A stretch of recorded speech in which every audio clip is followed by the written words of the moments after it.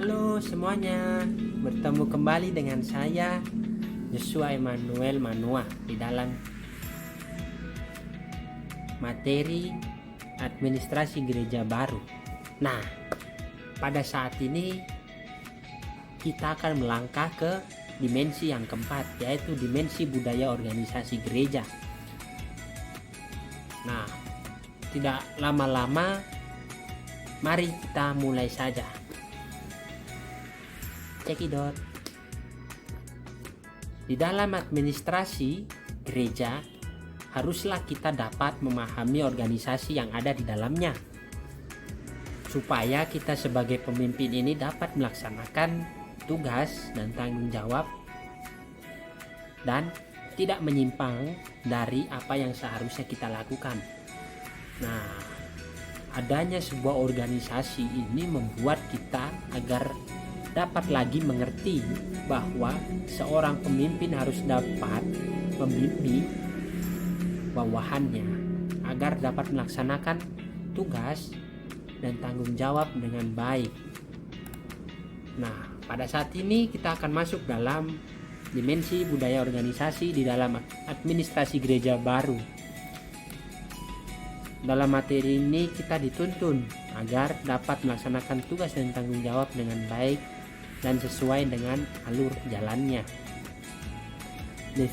Definisi dari organisasi gereja adalah sebuah kumpulan organ atau jemaat yang menghimpunkan diri dengan maksud untuk mengalami sebuah pelaksanaan tugas panggilan atau misi gereja secara terbatas ataupun spesifik.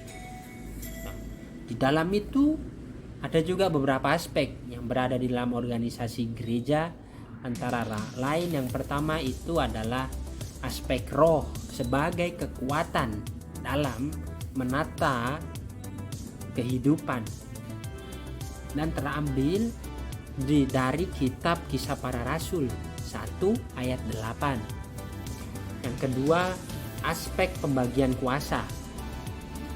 Aspek ini bukan kekuasaan ya.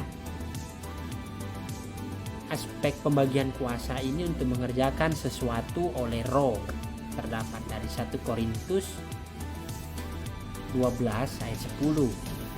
Ya, aspek fungsi sistemik atau aspek yang tak terpisah sebagai maksud pemberian dari Allah, terdapat dalam kitab 1 Korintus 12 ayat 18. Yang keempat adalah aspek ketergantungan satu dengan yang lainnya.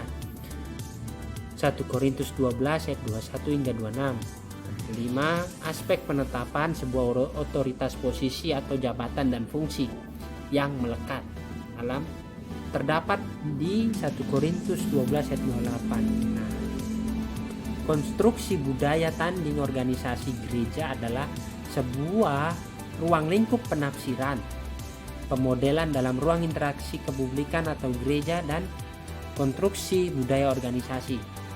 Nah, dalam dimensi ini juga memiliki patologi, yaitu antara lain yang pertama bias pengangkatan jabatan gereja yang tidak berdasarkan kompetensi karunia, bias otoritas versus otoritas fungsi, bias budaya organisasi, dan keempat, bias kesadaran sebagai organisasi sosial spiritual.